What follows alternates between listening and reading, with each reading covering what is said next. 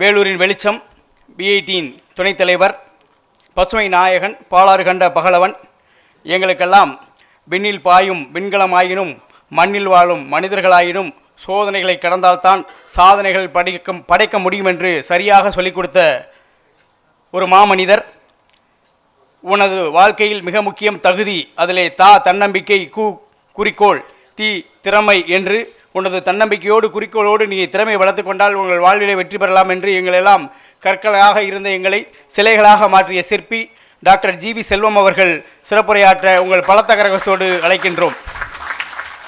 இன்றைய விழா கதாநாயகன் நூலாசிரியர் திரு இறையன்பு அவர்களே, திரு மணிநாதன் அவர்களே, திரு ஹரிகோபாலன் அவர்களே, டாக்டர் அக்பர் கௌசர் அவர்களே, திரு ஜேவி நாதன் அவர்களே, நண்பர்கள் வட்டம் மற்றும் தலைமுறை பேரவை சேர்ந்த நிர்வாகிகளே, அனைவருக்கும் மாலை வணக்கம்.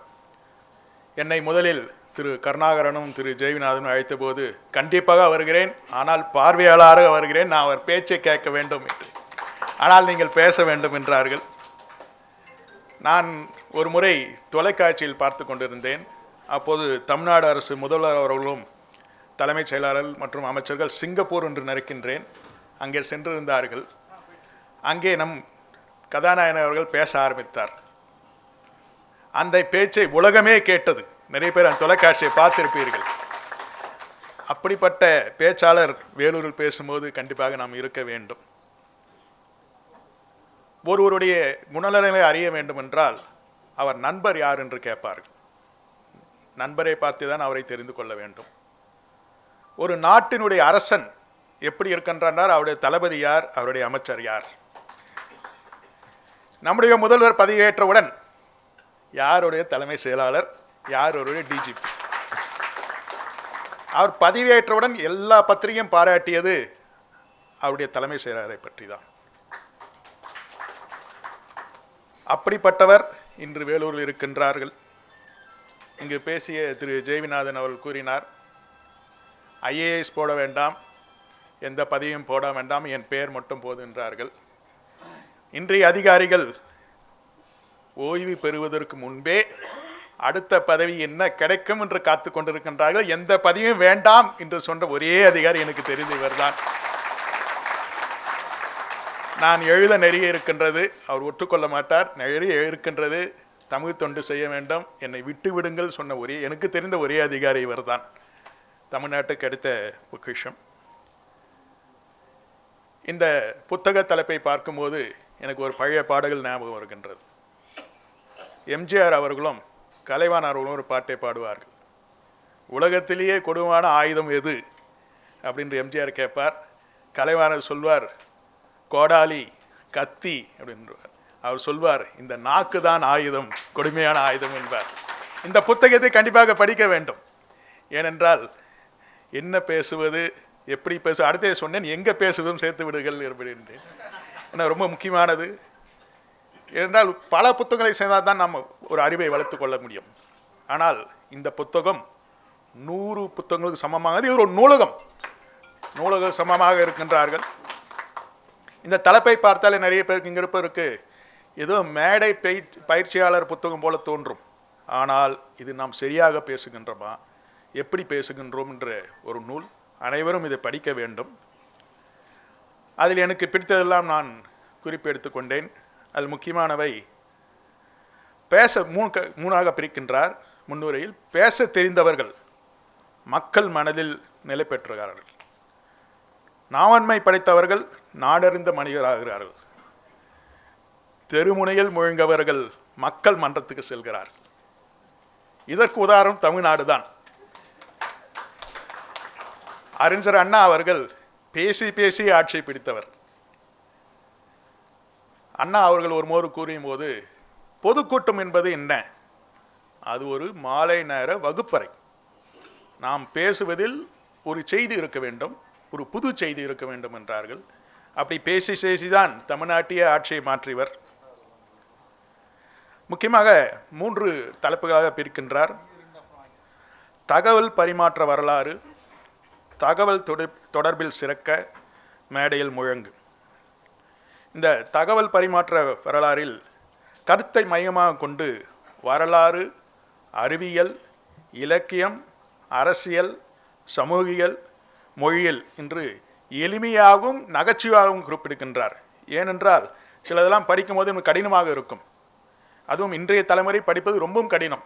எல்லாம் இன்றைக்கு வாட்ஸ்அப், எஸ்எம்எஸ்லேயே வந்துருக்கு. செய்தித்தாலே மாணவர்கள் படிப்பதில்லை. இன்றைய செய்தி என்று கேட்டாலே யாருக்கும் தெரியாது. வாட்ஸ்அப்பில் ஹைலைட் வந்தால் தான் தெரியும், வேறு யாருக்கும் எதுவும் தெரியாது. அதுவும் வாட்ஸ்அப் செய்திகள் உண்மையாக பொய்யா என்று யாருக்கும் தெரியாது. அதனால் அதை எளிமையாகவும் நகைச்சுவையாகவும், ஏனெல்லாம் ஒரு உணவு பரிமாறும் போது அது காரமாகவும் இருக்க வேண்டும், இனிப்பாகவும் இருக்க வேண்டும், அப்படிப்பட்டதாக எழுதியிருக்கின்றார். என்னுடைய ஆசை இதை ஆங்கிலத்தில் மொழிபெயர்க்க வேண்டும். உலகமும் செல்ல அனைத்து மாணவர்களும் படிக்க வேண்டும். ஒரு கட்டுரையிலையும் பார்த்தீர்கள் என்றால் கட்டுரையின் தொடக்கத்தில் ஒரு கூற்றை கூறுகின்றார், ஒரு அறிஞர் கூறும் கூற்றை கூறுகின்றார். கட்டுரைய முடிவில் அறிஞர் வாழ்க்கையில் நடந்த சம்பவங்களை கூறுகின்றார். அதில் பாரும்போது எனக்கு குறிப்பாக பாராளுமன்றத்தில் ஆஸ்டர் சீமாட்டி முதல் முறையாக கன்னி உரை ஆற்றுகின்றார். அப்போது குறுக்கிட்ட ஒரு பாராளுமன்ற உறுப்பினர், பன்றியின் கால்களை எத்தனை விரல்கள் இருக்கின்றது உங்களுக்கு தெரியுமா அப்படி என்று கேட்கின்றார். அதற்கு இவர்கள் சொல்றார், நீங்கள் உங்கள் காலில் எவ்வளோ விலை இருக்குன்னு சொல்லுங்கள், நான் கற்றுக்கொள்கின்றேன் என்கின்றார். இதேதான் ஒரு துறை அமெரிக்காவில் நடைபெற்றது. ஆப்ரஹாம் லிங்கன் பதவியேற்ற போது அப்போது எழுந்தவர், உன் தந்தை என்னுடைய காலணியை தைத்தார் என்றார். அதில் என்ன குறை என்றால் சொல்லுங்கள், நான் தைத்து கொடுக்கிறேன் என்றார். அந்த மனப்பான்மை உடையவர். அவர் சில குறிப்புகளை சொல்கின்றார். முக்கியமான 6 சொற்கள். நான் என் தவறை அவசியம் உன்னிடம் ஒத்துக்கொள்கின்றேன். எல்லாருக்கும் ஈகோ, தவறு செய்யாத மனிதன் யாரும் கிடையாது, ஆனால் ஒத்துக்கொள்வதில்லை, அதை குறிப்பிடுகின்றார். முக்கியமான 5 சொற்கள். நான் இன்று உன்னால் பெருமை அடைகின்றேன். எந்த செயலையும் நான் செய்யவில்லை, உன்னால் நான் பெருமை அடைகின்றேன். 4 சொற்கள். உன்னுடைய கருத்தை என்னிடம் சொல். ஹியரிங் இஸ் இம்பார்ட்டன்ட் சொல்லுவாங்க, அது சொல்கின்றார். 3 சொற்கள். உன்னால் முடிந்தால் செய், ப்ளீஸ். 2 சொற்கள். மிகவும் நன்றி. எல்லாருக்கும் வந்த நன்றி. ஒரு முக்கியமான சொல், நாம். கலைஞர் நிறைய விஷயத்துக்கு சொல்லுகின்றார். அது இங்கே ரொம்ப பிடித்த விஷயம். கலைஞர் சொல்வது, நான் என்றால் உதகல் ஒட்டாது, நாம் என்றால் உதகல் ஒட்டும் என்ற அந்த நாமை சொல்கின்றார். ஒரு ஆபத்தான சொல், நான். நான் நான் நான் சொல்ல வேண்டாம், நாம் நாம் நாம் சொல்ல வேண்டும் என்கின்றார். ஒவ்வொரு அத்தியாயத்திலும் துவக்கத்திலும் ஒரு அறிஞரை கருத்தை கூறும்போது, கோபத்தில் எதிரிகளுக்கு கடும் எழுதை தவிர்க்காதீர்கள், ஆனால் அந்த கடிதத்தை அனுப்பாதீர்கள். எதற்கு சொல்கின்றார் என்றால், எல்லா கோபத்தையும் கொட்டி விடுங்கள், எழுதி விடுங்கள், ஆனால் அனுப்ப வேண்டாம். அறிவு பேசுகிறது, ஞானம் கவனிக்கின்றது. நீங்கள் வேறொரு வேலை செய்து கொண்டு ஒருவர் பேசுவதை கவனிக்க முடியாது. நாம் காரில் செல்கின்றோம், பைக்கில் செல்கின்றோம், ஃபோன் பேசிக்கொண்டே செல்கின்றோம். அதுவும் பைக்கில் சில பேர் ஹெல்மெட்டுக்குள்ளே ஃபோனை சொருவிக் கொள்கிறார்கள். எதிரில் பைக் யார் வருதோன்னு பார்ப்பதில்லை, ஃபோனும் பேசிக்கொண்டிருக்கோம், ஆளையும் காலி செய்து விடுகின்றோம். அதை தான் கூறுகின்றார். அடுத்தது முக்கியமானது, தலைமை பண்பு. தலைமை பண்பு என்பது, தலைமை என்பது பதக்கங்களை வேந்துவதல்ல, தழும்புகளை தாங்க தயாராக இருக்க வேண்டும். What's it is difference between a boss and a leader அப்படின்னு ஒரு இங்கிலீஷில் ஒரு வார்த்தை சொல்லுவாங்க. பாஸ் என்றவர் தன்னுடைய குழுவை சேர்ந்த தப்பு செய்தால் அவர்களை திட்டி விடுவார். ஆனால் ஒரு லீடர் என்பவர் அந்த தப்பு என்னென்று செய்து அதை கரெக்ட் செய்வார். அது நல்லதாக அமைந்தால், இது என் குழு சம்பாதித்தது, என் குழுவால் வந்தது, அதை தான் அவர் சொல்கின்றார். தலைமை என்பது பதக்கங்களை ஏந்துவதில்லை, தழும்புகளை தழும்பு எந்த தப்பு இருந்தாலும் நான் அதை ஏற்றுக்கொள்கிறேன் என்றார். அதைவிட முக்கியம் உறவுகள். முதல் முறையாக ஒருவரை சந்திக்கும் போது அவர் பெயரை கேட்கின்றோம், நாம் ஞாபகம் வருவதில்லை.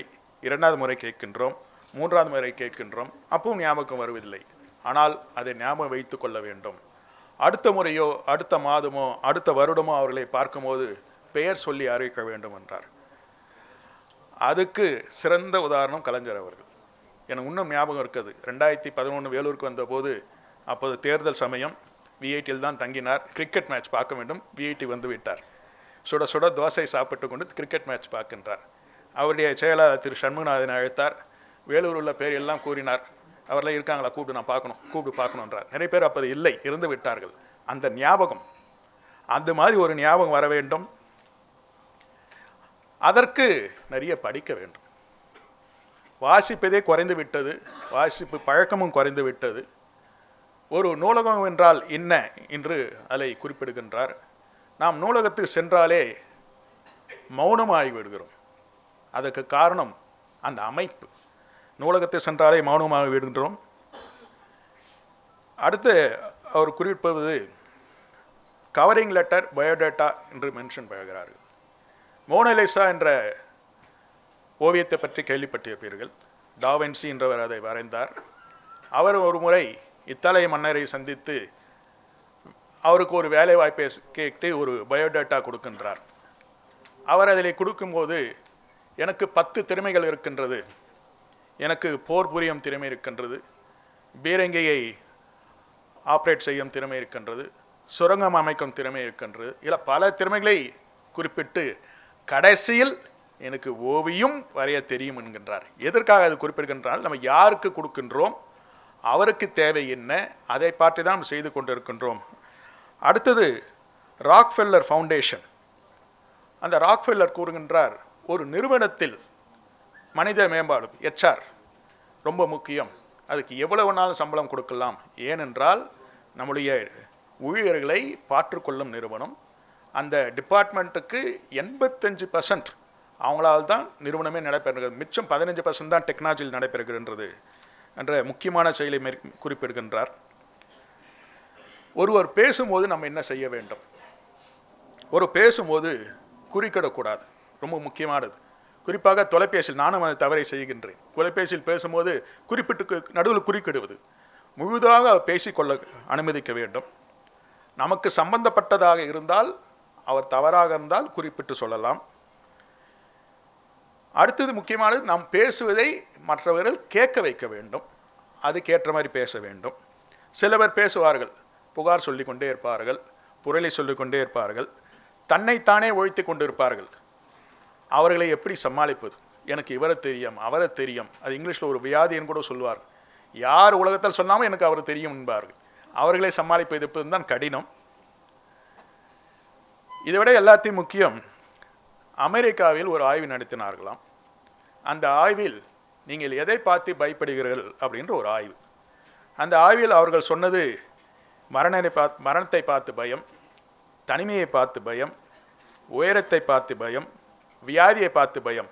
ஆனால் அதில் முதல் இடத்தில் இருப்பது மேடை பேச்சு, பப்ளிக் ஸ்பீக்கிங். அதான் எனக்கு பயமாக இருக்கிறது. அதை போக்க இந்த புத்தகம் உதவும். அனைவரும் அதை படிக்க வேண்டும். VITயில் விவசாய கல்லூரி இருக்கின்றது. அது என் தந்தையுடைய ஆசை. அதற்காக தான் ஆரம்பித்தோம். நான் அதில் பார்க்கும் பெற்றோர்கள், மாணவர்கள்லாம் நேரில் சந்திப்பேன். எதற்காக நீங்கள் சேர்கிறீர்கள்? உங்களுக்கு விவசாயம் தெரியுமா? விவசாய நலம் இருப்பாங்க. அனைவரும் கூறுவது ஒரே பதில், IAS ஆக வேண்டும், IPS ஆக வேண்டும். ரோல் மாடல் யாரு? நம்ம கதாநாயகன் தான். சார், நான் இறையன்பு சார் மேலே ஆகணும். எல்லாருக்கும் ஒரு ரோல் மாடல் இல்லை, சைலேந்திர பாபு சார் மாதிரி ஆகணும். 2 பேர் தான் ரோல் மாடல். அந்த அக்ரி சேருவதே அந்த IPSக்காக தான். அதற்கு படிக்க வேண்டும். அதில் நம்ம 2 இங்கிலீஷில் சொல்லுவாங்க, டெக்ஸ்ட் புக்ஸ், ரெஃபரன்ஸ் புக்குன்னு சொல்லுவாங்க. டெக்ஸ்ட் புக்குன்னா அந்த காலத்துக்கு ஏற்ப ரெஃபர் பண்ணுறது தான் டெக்ஸ்ட் புக். ரெஃபரன்ஸ் புக்குன்னா வாழ்நாள் ஃபுல்லாக ரெஃபர் பண்ணுறது. நம்ம வாழ்நாள் ரெஃபரன்ஸ் புக் திருக்குறள். இப்போ நம்ம வாழ்நாள் ரெஃபரன்ஸ் புக் அந்த ரெஃபரன்ஸ் புக்காக இந்த திருக்குறளுக்கு ஈக்குவலாக வளர்ந்து கொண்டிருக்கின்றது. என்ன பேசுவது, எப்படி பேசுவது என்ற புத்தகத்தை பற்றி நமக்கு அறிவுரை கூற இருக்கின்றார் நூலாசிரியர். நூலை வெளியிடுவது என்பது 16 அவர்கள் தான் என்னிடம் கூறுவார். ஒரு குழந்தையை பெற்றெடுப்பதற்கு சமம் என்பார். ஒரு முறை 3 குழந்தைகளை குடியாத்தில் பெற்றெடுத்தார். நான் அந்த விழாக்கு சென்றிருந்தேன். நம் நூலாசிரியர் அவர்கள் 165 குழந்தைகளை பெற்றெடுத்து உள்ளார். அதனால் அது சாதாரண விஷயம் அல்ல, ஒரு நூலை வெளியிடுவது, எழுதுவது. அதற்கு நாம் உறுதுணையாக இருப்போம். என்றும் வேலூர் மக்கள் அவருக்கு உறுதுணையாக இருப்போம் என்று கூறிக்கொண்டு விடைபெறுகிறேன். நன்றி, வணக்கம். அருமையானது ஒரு தலைமுறை ஆற்றி அந்த புத்தகத்தை தேவையான குறிப்புகளை எடுத்து எங்களுக்கெல்லாம் ஒரு அறிவுரையும் வழங்கி அமர்ந்திருக்கின்ற ஐயா முனைவர் டாக்டர் ஜி.வி. செல்வம் அவர்களுக்கு வாழ்த்துக்களை தெரிவித்துக் கொண்டு, ஐயா அவர்களை அறிமுகப்படுத்தும் அருகதை எனக்கு இல்லை என்றாலும் ஒரு சிறிய அறிமுகத்தை தங்கள் முன்னால் வழங்க அவாவோடு காத்து கொண்டிருக்கிறேன். 1963ஆம் ஆண்டு ஜூன் மாதம் 16ஆம் தேதி சேலம் மாவட்டத்தில் உள்ள காட்டூர் கிராமத்தில் திரு வெங்கடாசலம் மற்றும் பேபி சரோஜா தம்பதியருக்கு மகனாக பிறந்த இவருடைய அண்ணன் திரு திருப்புகழ் குஜராத் பணிப்பிரிவை சேர்ந்த இந்திய ஆட்சி பணியர் ஆவார். திரு வே. இறையன்பு அவர்கள் இந்திய ஆட்சி பணி அதிகாரம், எழுத்தாளர் மற்றும் தன்னம்பிக்கை பேச்சாளர் ஆவார். 2021ஆம் ஆண்டு மே மாதம் 7ஆம் நாள் தற்போதைய தமிழக முதல்வர் தளபதி மு.க. ஸ்டாலின் அவர்கள் தலைமையிலான ஆட்சியில் இறையன்பு ஐயா அவர்கள் தமிழக அரசின் தலைமைச் செயலாளராக நியமிக்கப்பட்டார் என்பது தங்களுக்கு அறிவீர்கள். அவருடைய கல்வியை பற்றி ஒரு சிறிய அறிமுகம். விவசாயத்திலே இளங்கலை பட்டம், வணிக மேலாண்மையில் முதுகலை பட்டம், ஆங்கில இலக்கியத்தில் முதுகலை பட்டம், தொழிலாளர் மேலாண்மையில் முதுகலை பட்டம், உளவியல் முதுகலை பட்டம், நிர்வாகத்தில் முனைவர் பட்டம், ஆங்கில இலக்கியத்தில் முனைவர் பட்டம், மேலாண்மையில் முனைவர் பட்டம், இந்தி மொழியில் பிரவீன், சமஸ்கிருதத்தில் கோவிதாதா போன்ற பட்டங்களை பெற்றது மட்டுமல்லாமல் விவசாய இளங்கல பட்ட தேர்வத்தில் பல்கலைக்கழகத்திலே முதல் மாணவராக தேர்ச்சி பெற்றவர் என்பதை இந்த தருணத்திலே தெரிவித்துக் கொள்கின்றேன். 1987ஆம் ஆண்டு நடைபெற்ற குடியுரிமை பணி தேர்வில் அனைத்திந்திய அளவில் 15வது இடத்தையும் தமிழக அளவில் முதல் இடத்தையும் பிடித்தவர் என்பதை இந்த தருணத்திலே தெரிவித்துக் கொள்ள கடமைப்பட்டிருக்கின்றேன். அது மட்டுமல்லாமல் இவருடைய ஆட்சி காலத்தில் உதவி ஆட்சியராக நாகப்பட்டினம் 1/7/1992 முதல் 1/7/1994 வரை பணிபுரிந்திருக்கிறார்.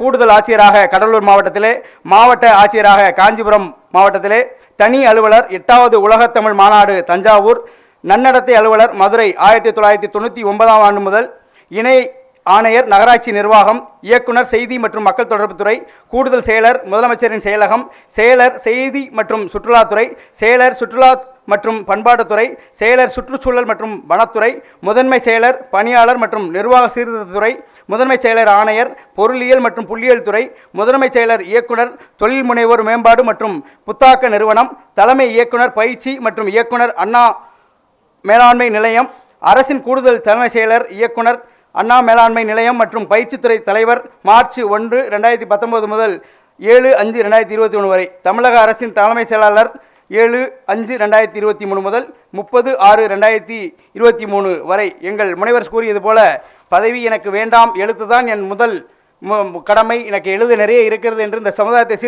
சீர்திருத்துவதற்காக என்னுடைய எழுத்துக்களை வைத்து புத்தகங்களாக வடிவமைத்து கொடுத்திருக்கிறேன். ஐயா சொன்னது போல 165 குழந்தைகளை பெற்ற இந்த இளம் எழுத்தாளர் ஐயா வே. இறையன்பு அவர்களை இந்த தலைமுறை பேரவை மற்றும் நண்பர்கள் வட்டம் வாழ்த்தி வரவேற்கின்றது. அவருடைய ஏற்புரை அளிக்க வருமாறு அன்போடு அழைக்கின்றோம். அதற்கு முன்னால் புத்தக அறிமுகம். மிகவும் மகிழ்ச்சியான இந்த தருணத்தில் இந்த நிகழ்விற்கு தலைமையேற்றிருக்கின்ற பெரியவர் திரு மணிநாதன் அவர்களே,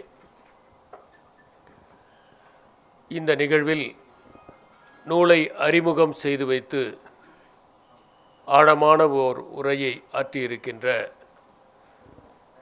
மதிப்பிற்குரிய திரு செல்வம் அவர்களே, மேடையிலே இங்கே வாழ்த்துரை வழங்கிய திரு ஹரிகோபாலன் அவர்களே, திரு அப்துல் கௌசர் அவர்களே, அரங்கத்தில் அமர்ந்து வாழ்த்துரை வழங்கிய வழக்கறிஞர் கஜேந்திரன் அவர்களே, திரு தட்சிணாமூர்த்தி அவர்களே, திரு மாறன் அவர்களே, திரு சீனிவாசன் அவர்களே, இந்த நிகழ்ச்சியை முழுவதுமாக வடிவமைத்து வரவேற்புரை நிகழ்த்திய நண்பர் திரு ஜே.வி. நாதன் அவர்களே, தொகுப்புரை வழங்கி கொண்டிருக்கின்ற திரு பூமிநாதன் அவர்களே, நன்றியுரை ஆற்ற இருக்கின்ற திரு கருணாகரன் அவர்களே, இந்த நிகழ்ச்சியை பல்வேறு தளங்களிலிருந்து தங்களுடைய ஈடுபாட்டின் காரணமாக வடிவமைத்து இதை சிறப்பாக நடத்த வேண்டும் என்று முயற்சி செய்த நல்லுள்ளங்களே, இந்த அரங்கத்தில் அமர்ந்திருக்கின்ற பெரியோர்களே, பல்வேறு நிறுவனங்களிலிருந்து வந்திருக்கின்ற நிறுவனர்களே மற்றும் அலுவலர்களே, இளைஞர்களே, தமிழகத்தின் பல்வேறு இடங்களிலிருந்து வந்திருக்கின்ற நண்பர்களே, உங்கள் அனைவருக்கும் என்னுடைய அன்பான வணக்கங்களை தெரிவித்துக் கொள்கிறேன். பாவை அருகிருக்க பஞ்சனையும் காத்திருக்க தேவையவள் என்ற காரணத்தால் தேனென்றும் மானென்றும் கண்ணென்றும் கனி என்றும் அவள் வெறும் பெண்ணென்று தெரிந்திருந்தும் பெயர் 100 பிதற்றுகிறோம். சிற்றின்ப சிலிர்ப்புக்கே இத்தனை பெயரென்றால் பேரின்பக் போதையிலே பெயர் கோடி குவியாதோ என்கிற கவிஞர் அப்துல் ரஹ்மானுடைய பாடலைப் போல அன்பின் மிகுதியால் மேடையில் இருந்தவர்கள் என்னை பற்றி சற்று அல்ல கொஞ்சம் அதிகமாகவே கூறியவற்றை இந்த அவை பொருட்படுத்தாமல் இருக்க வேண்டும் என்று நான் கருதி கேட்டுக்கொள்கிறேன். அன்பின் மிகுதியின் காரணமாக சின்ன குழந்தையை கண்ணே மணியே பொன்னே முத்தே என்று சொல்வதால் அது ஒருபோதும் பொன்னாகி விடாது. ஏனென்றால் உயிருள்ள குழந்தை தன்னுடைய இருப்பை தக்க வைத்து கொள்வதைப் போல நாம் உயிர்ப்போடு இருந்தால்தான் இந்த சமுதாயத்தில் நம்மை தக்க வைத்து கொள்ள முடியும் என்கிற காரணத்தால் செய்கிற செயல்பாடுகளின் காரணமாக விளைந்தவற்றை தங்களுடைய அன்பின் மிகுதியின் காரணமாக இந்த மேடையில் இருந்தவர்கள் பாராட்டி மகிழ்ந்திருக்கிறார்கள். முதலாவதாக திரு மணியநாதன் அவர்கள் இந்த நூலையும் நான் எழுதிய நூல்களை பற்றியும் நிறைய கருத்துக்களை குறிப்பிட்டார். என்னுடைய அனுபவங்களின் அடிப்படையில் இந்த நூல்களை எழுதுகிறேன். அவை தலை சிறந்த நூல்கள் என்பதற்காக அல்ல, அது குறிப்பிட்ட பிரிவினருக்கு பயன்படுமே என்கிற காரணத்தால். மருத்துவர் அபுல் கௌசர் அவர்கள் இங்கே எனக்கு திருக்குரான் நன்றாக தெரியும், திருக்குரானை நான் வாசித்திருக்கிறேன், தமிழில் நன்றாக வாசித்திருக்கிறேன். அவர் கூறுவதைப் போல அரேபிய மொழியில் எல்லாம் அதை நான் முழுவதுமாக ஒப்பிக்கின்ற அளவிற்கு ஆற்றலோ திறமையோ பெற்றவன் அல்ல என்பதையும் தெரிவித்துக் கொள்கிறேன். அடுத்ததாக இங்கே பேசுகிற போது நண்பர் திரு ஜே.வி. நாதன் அவர்கள் எனக்கும் அவருக்கும் இருந்த தொடர்பை பற்றி கூறினார்கள். எங்களுக்குள் கிட்டத்தட்ட 30 ஆண்டுகளுக்கு மேல் நல்ல தொடர்பு உண்டு. நான் வேலூர் வருகிற போதெல்லாம் அவர் என்னை சந்திப்பார். இப்படி ஒரு நூலை நான் எழுதியிருக்கிறேன் என்று சொன்னபோது வேலூரில் கூட ஒரு அறிமுக கூட்டத்தை அவர் நடத்த வேண்டும் என்று விரும்பினார். ஏற்கனவே வேலூரிலே நட்பெனும் நந்தவனம் என்கிற அந்த நூலை ஓர் 5 ஆண்டுகளுக்கு முன்னால் அறிமுகப்படுத்தி நண்பர்களை சந்திப்பதற்காக அவர் ஏற்பாடு செய்தார். இந்த நூல் இதை சிபாரிசு செய்வதற்காக இந்த கூட்டம் இல்லை. இதனுடைய நோக்கமே வேலூரில் இருப்பவர்களை எல்லாம் சந்திப்பதற்கு ஒரு வாய்ப்பு கிடைக்க வேண்டும் என்பதற்காகத்தான் என்பதை நான் தெளிவுபடுத்த விரும்புகிறேன். இங்கே பேசிய போது பெரியவர் திரு மணியநாதன் அவர்கள் ஒரு கருத்தை குறிப்பிட்டார். அதிலே பிஐடி நிறுவனத்தினுடைய வேந்தர் அவர்கள் கூறிய ஒரு கருத்து, அதாவது மின்னணு சாதனங்களின் மூலமாக படிக்கிற போது பெறுகிற மதிப்பெண்களை விட புத்தகமாக படிக்கிற போது பெறுகிற மதிப்பெண்கள் 25 விழுக்காடு அதிகமாக இருக்கிறது என்பதுதான். இதை இக்கால இளைஞர்கள் கருத்திலே கொள்ள வேண்டும். ஏனென்றால் நீங்கள் மின்னணு சாதனங்களின் மூலமாக படிக்கிற போது விமர்சனத்தோடு படிப்பதில்லை, ஆழ்ந்து படிப்பதில்லை, அமிழ்ந்து படிப்பதில்லை, ஓய்வுக்காக படிப்பதில்லை, நீளமானவற்றை வாசிக்க முடிவதில்லை, அவசரமாக வாசிக்கிறோம், மெதுவாக படிப்பதில்லை, உள்வாங்கிக் கொள்வதில்லை, நாம் படிக்கிற போது ரசித்து படிப்பதில்லை, அடிக்கோடிட்டு படிப்பதில்லை, அதற்கு பிறகு குறிப்பெடுத்து கொண்டு படிப்பதில்லை, மீண்டும் மீண்டும் புரட்டி படிப்பதில்லை. இதனால் நாம் மின்னணு சாதனங்களின் மூலமாக படிப்பது அவசர கோலத்தில் படிப்பதைப் போல இருக்கிறது. அப்போதைக்கு நினைவிலிருந்து வெளியே வந்த பிறகு மறந்து விடுகிறது என்பதுதான் உண்மை. அந்த அடிப்படையிலே புத்தகங்கள் மீண்டும் புழக்கத்திற்கு வர வேண்டும், அவற்றை வாசிக்க வேண்டும், அடிக்கோடிட வேண்டும், சிலவற்றை குறித்து கொள்ள வேண்டும், குறிப்பெடுத்து கொண்டு படிக்க வேண்டும் என்பவற்றை எல்லாம் இந்த இளைஞர் சமுதாயத்திற்கு நாம் சொல்லிக் கொடுக்க வேண்டியவர்களாக இருக்கிறோம். அது மிகவும் முக்கியமான ஒன்று. கடந்த 10 ஆண்டுகளாக மின்னணு சாதனங்களின் மூலமாக படித்தவர்களையும் அதற்கு முன்பு புத்தகங்களின் மூலமாக படித்தவர்களையும் ஒப்பிடுகிற போது ஒன்றை நாம் தெளிவாக புரிந்து கொள்ளலாம். மின்னணு சாதனங்களில் படிக்கிற போது நம் கவனம் சிதறிக்கொண்டே இருக்கிறது. நாம் ஒன்றை ஆழமாகவும் அதிக நேரமும் வாசிக்க முடியாமல் போகிறது. அதிலும் குறிப்பாக மிடுக்கு பேசியிலே நாம் படித்து கொண்டிருக்கிற போதே ஒரு குறுந்தகவல் வந்தால் நம்முடைய கவனம் அந்த குறுந்தகவலின் மீது சென்று விடுகிறது. ஆனால் புத்தகத்தை வாசிக்கிற போது புத்தகமே உலகமாகி விடுகிறது. நாம் அந்த நேரத்தில் யாராவது பக்கத்திலே இருந்து நம் பெயரை கூப்பிட்டால் கூட திரும்பி பார்க்காமல் அதில் கவனம் செலுத்த தொடங்குகிறோம். அதனால்தான் புத்தகங்களின் மூலமாகத்தான் ஒரு மனிதன் எழுதியவருடைய ஆன்மாவை தொட முடியும் என்பது உண்மை. இரண்டாவது முக்கியமானது, புத்தகமாக இல்லாமல் மின்னணு சாதனத்தின் மூலமாக படிக்கிற போது நாம் சிலவற்றை மட்டுமே வாசிக்கிறோம். அது எப்படி என்றால், பழத்தை சாப்பிடாமல் சாறை சாப்பிடுவதைப் போல. கரும்பை சாப்பிடுகிற போதுதான் பற்கள் உறுதியாக இருக்கும். சாறை சாப்பிடுகிறவர்களுக்கு ஈறுகள் கூட உறுதியாக இருக்காது. அதை போல புத்தகமாக வாசிக்கிற போதுதான் நம்முடைய சொற்திறன் அதிகரிக்கும், நம்முடைய மொழி வளம் அதிகரிக்கும், நாம் பேசுகிற மொழியின் பொருள் அதிகரிக்கும். இன்னொன்று, நாம் உச்சரிக்கிற சொற்களின் அடர்த்தி அதிகரிக்கும். இவற்றையெல்லாம் உணர்வதற்காகத்தான் புத்தகங்கள் வாசிக்க வேண்டும் என்று இன்றைய இளைய சமுதாயத்திற்கு நாம் சொல்ல வேண்டியவர்களாக இருக்கிறோம். இந்த சூழலில் இந்த என்ன பேசுவது, எப்படி பேசுவது என்பதை ஏன் எழுதினேன் என்கிற பின்னணியை இந்த அரங்கத்தில் அவசியம் நான் தெரிவித்தாக வேண்டும். ஒரு காலகட்டத்தில் தமிழகத்தில் மட்டுமல்ல, உலக அரங்கிலேயே நண்பர் திரு செல்வம் அவர்கள் குறிப்பிட்டதைப் போல பேசுவது என்பது மிகப்பெரிய மாற்றங்களை ஏற்படுத்தியது. இன்று நேற்றல்ல, 2600 ஆண்டுகளுக்கு முன்பாக புத்தர் பேசுவதைத்தான் தன்னுடைய மார்க்கமாக கொண்டிருந்தார். பெரிய அரங்கத்திலே அமர்ந்து அவர் பேசவில்லை, மரத்தடியிலே அமர்ந்து தன்னுடைய சீடர்களிடம் அவர் உரையாற்றுவார். 3 மணி நேரம் கூட அவர் உரையாற்றி இருக்கிறார். அவர் 3 மணி நேரம் ஆற்றிய உரைக்கு சிங்கத்தின் முழக்கம் என்ற பெயர் உண்டு. புத்தர் 10,000 சீடர்களோடு தன்னுடைய கருத்துக்களை எல்லாம் கூறுவார். அவர் நடந்து நடந்து சென்று பல்வேறு இடங்களில் தங்கி அங்கு இருந்தவர்களிடமெல்லாம் பேசி பேசி அவருடைய மனத்தை மாற்றி வன்முறையற்ற ஒரு சமுதாயத்தை உருவாக்க வேண்டும், அன்புமயமான சமுதாயத்தை உருவாக்க வேண்டும், அவா அற்ற வேட்கையற்ற சமுதாயத்தை உருவாக்க வேண்டும் என்று முயற்சி செய்தார். அப்படி பேச்சு என்பதை தன்னுடைய ஆயுதமாக கொண்ட முதல் மனிதராக புத்தர் திகழ்ந்தார். அவர் ஏற்படுத்திய மாற்றம் அசாதாரணமான ஒரு மாற்றம்.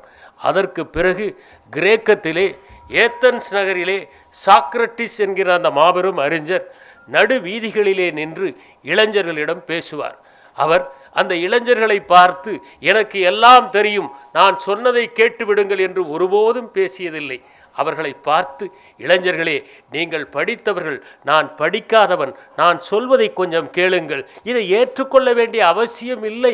நீங்கள் நான் சொல்வதை நீங்கள் யோசித்து பாருங்கள், ஒருவேளை அதில் உண்மை இல்லை என்றால் நிராகரியுங்கள், நீங்கள் மெத்த படித்தவர்கள், நான் படிக்காதவன் என்றுதான் தன்னுடைய பேச்சை தொடங்குவார். ஆனால் அதை கேட்கிறவர்கள் இதில் ஏதோ இருக்கிறது, உண்மை இருக்கிறது என்று கேட்க துணிவார்கள். அவர் பேசுகிற போது அந்த சொற்கள் எல்லாம் உண்மையாக வந்து விடுகிற போது இரவெல்லாம் சென்று யோசித்துவிட்டு அவர்கள் மற்றவர்களையும் கூட்டிக் கொண்டு வருவார்கள். அப்படி ஒரு பெருங்கூட்டம் வீதிகளிலே சாக்ரட்டிஸுக்காக உருவானது. அவரை சிறையிலே அடைத்தார்கள். தப்பித்து போகலாம் என்று நண்பர்கள், சீடர்கள் அனைவரும் சொன்னார்கள். ஆனால் சாக்ரட்டிஸ் சொன்னார், எங்கு சென்றாலும் நான் இப்படித்தான் பேசுவேன், வேற எப்படியும் பேச முடியாது, எங்கு சென்றாலும் உண்மையைத்தான் பேசுவேன், அப்போது எனக்கு தண்டனை கிடைக்கத்தான் செய்யும், அந்த மரணத்தை நான் இங்கேயே தழுவிக்கொள்கிறேன் என்று மரணத்தை அணுவாக ரசித்து அதை தழுவியவர் சாக்ரட்டிஸ் என்பதை நாம் தெரிவுபடுத்திக் கொள்ள வேண்டும். அரிஸ்டாட்டில் அவருடைய சீடருடைய சீடர். அவர் எப்படி பேசுவது, நீளமான சொற்களை பேசுவதுதான் மிகச்சிறந்த சொற்பொழிவு என்கிற கருத்து கிரேக்கத்திலே இருந்தது. ஒரு வாக்கியத்தை பேச வேண்டும் என்றால் அது 10 வரிகளிலே இருக்க வேண்டும், மூச்சு விடாமல் பேச வேண்டும் என்பது கிரேக்கத்தினுடைய மரபாக இருந்தபோது எப்படி உச்சரிக்க வேண்டும், எப்படி பேச வேண்டும், எப்படி சொற்களை அடக்க வேண்டும், எப்படி ஒரு அவையிலே சொல்ல வேண்டும் என்பதை எல்லாம் தெளிவுபடுத்தியவர் அரிஸ்டாட்டில் அவருடைய ரெட்டாரிக்ஸ் என்கிற நூலகு.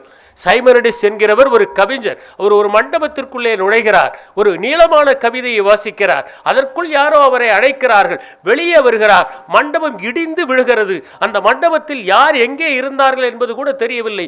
உடல்கள் எல்லாம் சிதைந்தன. அவரை அழைத்து யார் எங்கே அமர்ந்திருந்தார்கள் என்று சொல்லுங்கள், அப்போதுதான் பிரேதத்தை அடையாளம் காண முடியும் என்று சொல்லுகிறார்கள். உள்ளே வருகிறார். அவர் அமர்ந்திருந்த இடங்களை எல்லாம் நினைவிலே படுத்திக் கொண்டு யார் எங்கே இருந்தார் என்பதை கச்சிதமாக சொல்கிறார். அத்தனை ஞாபக சக்தி கவிதையும் வாசிப்பும் ஒரு மனிதனுக்கு கொடுத்தன. எத்தனையோ பேர் வரலாற்றிலே தங்களுடைய ஊக்க உரையால், எழுச்சி உரையால் மாற்றங்களை ஏற்படுத்தியிருக்கிறார்கள், புரட்சியை ஏற்படுத்தியிருக்கிறார்கள், தூங்கி கிடந்த மக்களை தட்டி எழுப்பி இருக்கிறார்கள். நமக்கு தெரியும், பாபர் முதலாம் பானிப்பட்டு போருக்கு பிறகு கன்வா போரிலே ஈடுபட்டார். அவருடைய சிப்பாய்கள் எல்லாம் திரும்பி செல்வது என்று சொன்னார்கள். போரிடுவதற்கு தயாராக இல்லை, ஆயுதங்களை கீழே போடுவதற்கு தயாராக இருந்தார். அவர்களை பார்த்து பாபர், இந்த நாட்டை நாம் கைப்பற்ற வேண்டும் என்பதற்காக வந்திருக்கிறோம். இந்த வெயிலும் மழையிலும் நாம் நிச்சயம் நம்முடைய உடலை வருத்தி கொண்டாலும் மகத்தான நோக்கத்திற்காக நாம் போரிடப் போகிறோம். அதனால் நீங்கள் அனைவரும் ஈடுபட வேண்டும். நான் மதுவின் மீது இச்சை கொண்டவன், ஆனால் இன்றிலிருந்து மதுவை நான் அருந்த மாட்டேன். இதுதான் நான் இன்று எடுத்துக்கொள்கிற சூளுரை என்று அத்தனை மது குப்பிகளையும் போட்டு உடைத்தார். அந்த சிப்பாய்கள் எல்லாம் எழுச்சி பெற்றார்கள். பாபருடைய உரையை கேட்டதனால் அவர்கள் போரிட்டார்கள், போரிலே வென்றார்கள் என்பதை சரித்திரம் நமக்கு சொல்லுகிறது. 5ஆம் ஹென்றி குறைவான சிப்பாய்களோடு போரிலே ஈடுபடுவதற்காக சென்றார். பிரெஞ்சு நாட்டோ பெரிய படை. அந்த சிப்பாய்களை கண்டு நடுங்கி போனார்கள் ஆங்கிலேய சிப்பாய்கள். அவர்களை பார்த்து அவர் ஒரு எழுச்சி உரையை ஆற்றினார். அந்த உரைதான் வெற்றி பெறுவதற்கு மூல காரணமாக இருந்தது என்பதை நாம் படிக்கிறோம். ஷேக்ஸ்பியரை படிக்கிற போது ஆண்டனி என்பவன் அந்த சீசர் இர மரணத்தின் போது புரூட்டஸ் ஆற்றிய உரைக்கு எதிர்வினை ஆற்றுகிறான். புரூட்டஸ் கேட்கிறான், நீங்கள் எல்லோரும் என்னுடைய உரையை கேளுங்கள், அதனால் பயன் பெறுவீர்கள் என்று ஆணவமாக உரையை ஆரம்பிக்கின்றான். அத்தனை பேருடைய காதுகளும் அதை நிராகரித்து விடுகின்றன. ஆனால் ஆண்டனி அங்கே வந்து பேசுகிறான், உங்கள் காதுகளை சற்று இரவல் தாருங்கள் என்று. அவர்கள் அத்தனை பேரும் காதுகளை மட்டுமல்ல மனத்தையும் இரவல் தந்தார்கள். அதனால் கிளர்ச்சி மக்களிடம் ஏற்பட்டது. யாரெல்லாம் கொன்றார்களோ அவர்களை துரத்தினார்கள் என்பதை நாம் ஷேக்ஸ்பியருடைய அந்த ஜூலியஸ் சீசர் என்ற நாடகத்திலே படிக்கிறோம். போர்ஷியா என்கிற ஒரு பெண், அவள் வாதாடுவதற்கு திறமையும் சொல் வன்மையும் பெற்ற காரணத்தால் தான் அந்த வெனிஸ் நகரத்து வியாபாரி என்கிற நாடகத்தில் ஷைலாக் என்று தந்திரம் மிகுந்த ஒருவனை தன்னுடைய வாதத்தால் வெற்றி கொண்டு நியாயத்தை நிலைநாட்டினாள் என்பதை நாம் படிக்க முடிகிறது. வரலாற்றிலே எத்தனையோ மகத்தான சொற்பொழிவாளர்கள் இருந்திருக்கிறார்கள். சிசரோவின் உரையை படிக்கிற போது அந்த ஒட்டுமொத்த நீதிமன்றமுமே நிமிர்ந்து நின்றதாக நாம் படிக்கிறோம். டெமஸ்தனிஸனுடைய உரையை கேட்டபோது எதிரே வாதாடுவதற்கு எந்த வழக்கறிஞருமே தயாராக இல்லை என்பதை நாம் படிக்கிறோம். தமிழ்நாட்டில் மட்டுமல்ல, உலக அரங்கில் அத்தனை இடங்களிலும் பேச்சினால் தன்னுடைய ஆட்சியை கைப்பற்றியவர்கள் இருக்கிறார். ஹிட்லர் ஒரு சாமானியனாக சிறைக்குள் சென்றான். எனது போராட்டம் என்கிற நூலை எழுதினான். அது 45 லட்சம் பிரதிகள் ஓராண்டிலே விற்றத. வெளியே வருகிற போது ஹிட்லர் ஒரு மாபெரும் மனிதனாக ஆனான். ஹிட்லரிடம் இருந்ததெல்லாம் பேசுவதுதான். அவன் பேசுகிற போது நீராவியிலே எழும்புகிற ஒரு மூடியை போல அவனுடைய உடல் மொழி இருக்கும். அவன் பேசுகிற போது அவன் மீது மட்டும் வெளிச்சம் விழும். அவன் பேசுகிற போது அத்தனை பேரையும் அமைதிப்படுத்துவதற்கு அவனுடைய சீடர்கள் எல்லா இடங்களிலும் நின்றிருப்பார்கள். அவன் பேசுகிற போது அத்தனை மக்களுமே அவன் பேசுவதிலே உண்மை இருக்கிறது, ஜெர்மனியை இவன் மீட்டெடுப்பான், முதலாம் உலகப் போரிலே அடிமையாக அலங்கோலப்பட்ட இந்த ஜெர்மனி எழுந்து நிற்பதற்கு ஹிட்லரை விட்டால் வேறு வழி இல்லை என்று நம்புகிற அளவுக்கு அவனுடைய உரை இருந்தது. அதனால்தான் ஹிட்லர் அந்த நாட்டின் மிகப்பெரிய மனிதனாக மட்டுமல்ல, ஜட்ஜ்மெண்ட் என்ற நொரம்பர்க் என்கின்ற அற்புதமான படத்திலே மிகப்பெரிய நீதிபதிகள் எல்லாம் சொன்னார்கள், நாங்கள் ஹிட்லர் சொல்வது நியாயம் என்று நம்பினோம், ஏனென்றால் ஹிட்லரிடம் ஒரு தெளிவு இருந்தது என்று. கீகாகாட் போன்ற மிகப்பெரிய தத்துவ அறிஞர்கள் கூட ஹிட்லரிடம் இருந்த தெளிவு விளைவை கண்டு அவர்கள் உண்மை இருக்கிறது என்று நம்பினார்கள். அப்படி ஒரு தேசத்திலே பல்வேறு விதமான மாற்றங்களை கொண்டு வந்தாலும், கொடூரமான எண்ணம் படைத்தவனாக இருந்தாலும், அவனுடைய நாவன்மையின் காரணமாக அந்த நாட்டின் மக்களுடைய இதயங்களிலே அவன் நம்பிக்கையை விதைத்தான் என்பதை மறக்க முடியாது. முசோலியினுடைய பேச்சை கேட்டால் அவன் எம்பி பேசுவதை பார்க்கிற போது இப்படி ஒரு பேச்சாளர் நமக்கு கிடைத்திருக்கிறான், இவன் உண்மையானவன் என்று மக்கள் நம்பினார்கள். இப்படி சரித்திரத்திலே எத்தனையோ பேரை பார்த்திருக்கிறோம். ஹிட்லருடைய அந்த உரைக்கு எதிராக அமர்ந்ததுதான் அங்கே சர்ச்சிலுடைய உரை. அதை கேட்டுத்தான் இங்கிலாந்திலே இருக்கிற பலரும் போரிடுவதற்கு துணிச்சலாக முன்வந்தார்கள் என்பதை உலக சரித்திரத்திலே நாம் படிக்க முடிகிறது. எனவே மேடை பேச்சு என்பது நேரத்தை போக்குவதற்காக அல்ல, நகைச்சுவைகளை துணுக்கு தோரணங்களுக்காக கட்டுவதற்காக அல்ல, சிறிது நேரத்தில் நம்மை சிரிக்க வைப்பதற்காக அல்ல, சிந்திக்க வைப்பதற்காக, செயல்பட வைப்பதற்காக, போராட வைப்பதற்காக, எட வைப்பதற்காக, தூக்கத்திலிருந்து நம்மை உலுக்கி எழுப்பி நீங்கள் உங்கள் நோக்கத்தை நோக்கி செல்ல வேண்டும் என்பதை உரைப்பதற்காகத்தான் மேடை பேச்சு என்பதை நாம் தெளிவாக புரிந்து கொள்ள வேண்டும். இன்று இருக்கிற சூழலிலே நான் ஒன்றை உங்களுக்கு குறிப்பிட விரும்புகிறேன்.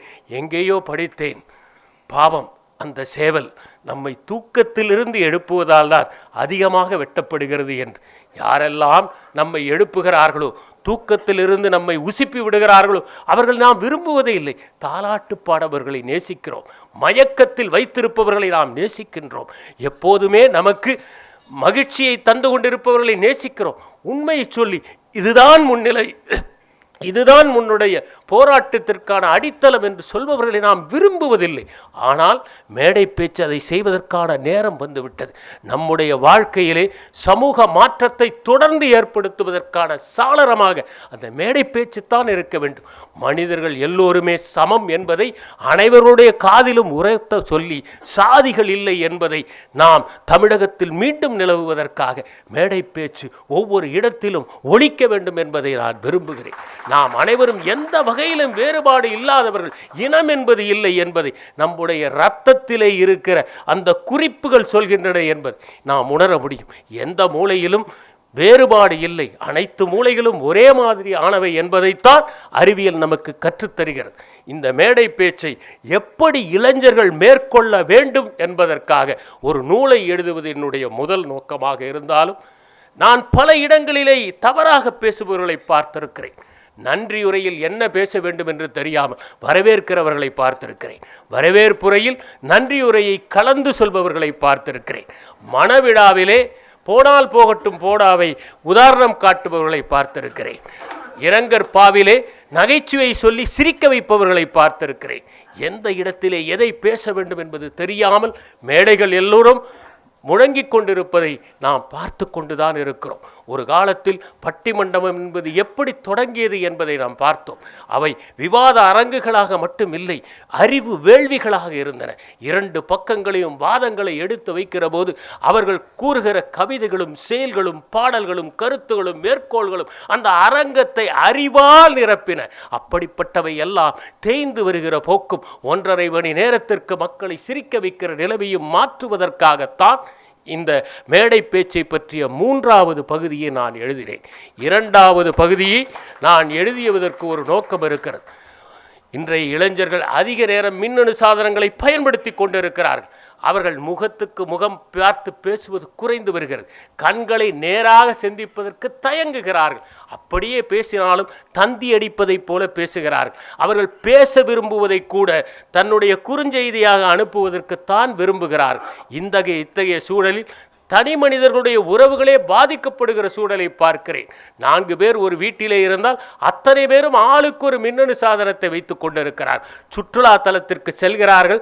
அவர்கள் காட்சிகளை பார்ப்பதை விட கையில் இருக்கிற கைபேசியைத்தான் அதிகம் பார்த்து கொண்டிருக்கிறார்கள். இந்த சூழலில் தனி மனித உரையாடல் எவ்வளவு முக்கியம், எப்படி கருத்தை தெரிவிப்பது என்பதை சொல்வதற்காகத்தான் 2வது பகுதியை எழுதினேன். ஒரு நேர்காணலிலே எப்படி பேசுவது, ஒரு ஆளுமை தேர்விலே எப்படி பேசுவது, சுய விவரங்களை எப்படி அனுப்புவது, ஒரு பெரிய மனிதரை பார்க்கும்போது எப்படி நிற்பது என்பதை கூட தெரியாமல் இருக்கிறார். பலருடைய உடல் மொழியை பார்க்கிற போது அவர்கள் சிரிக்கிறார்களா இல்லையா என்பதை கூட தெரிந்து கொள்ள முடியவில்லை. சிலர் சிரிப்பதை கூட அழுவதை போல செய்கிறார்கள். சில நேரங்களில் வியப்பை வெளிப்படுத்தாமல் இருக்கிறார்கள். பணிவை எப்படி சொல்வது என்று புரியாமல் தடுமாறுகிறார்கள்.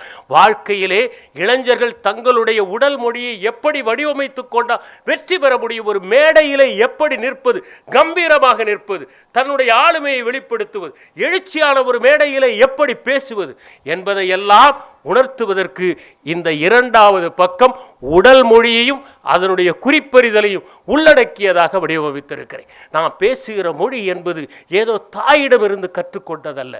அது பல லட்சம் ஆண்டுகளாக படிப்படியாக விலங்குகளாக இருந்து பரிணாம வளர்ச்சியிலே கற்று முதலிலே சத்தம் போட்டு பிறகு ஓசை எழுப்பி பிறகு முனகி பிறகு பாடி பிறகு ஆடி பிறகு பேசத் தொடங்கினோம்.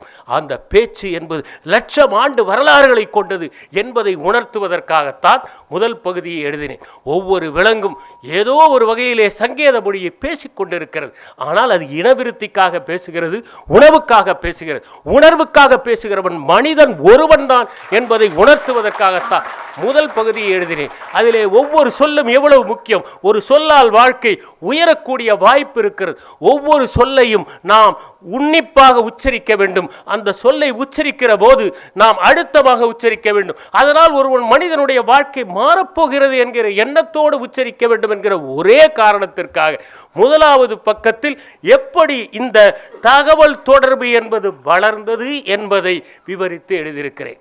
இந்த நூலினுடைய நோக்கம் தமிழ்நாட்டிலே இருக்கிற இளைஞர்கள் உலக இளைஞர்களில் எந்த விதத்திலும் தாழ்ந்தவர்கள் அல்ல, அறிவிலும் ஆற்றலிலும் மொழியிலும் வெளிப்படுத்துவதிலும் உடல் மொழியிலும் என்பதை தெளிவுபடுத்துவதற்காக தான். நான் வாழ்கிற பகுதியில் இருக்கிற இளைஞர்கள் எல்லா இடங்களிலும் இருக்கிற போது அது ஏற்படுத்துகிற மகிழ்ச்சியை விட உன்னதமான மகிழ்ச்சி சில பிரதிகள் இந்த புத்தகம் விற்பதனால் ஏற்பட போவதில்லை என்பதை தெரிவித்துக் கொண்டு என் மீது அன்பு கொண்ட இந்த அத்தனை இதயங்களுக்கும் இங்கே வந்திருக்கின்ற நல்ல உள்ளங்களுக்கும் என்னுடைய நன்றியை தெரிவிப்பதை தவிர வேறெதுவும் என் கைகளில் இல்லை. ஏனென்றால் நான் எப்போதும் வெறுங்கையோடு இருப்பவன். நன்றி, வணக்கம். அருமையான ஒரு ஏற்புரை அல்லது எழுச்சுரையை அனுப்பிய ஐயா வே இறையன்பு அவர்களுக்கு அனைவரும் ஒரு நிமிடம் எழுந்து நின்று ஒரு பலத்த கரகோஷம் அனுப்புமாறு உங்களை அன்போடு கேட்டுக்கொள்கின்றேன்.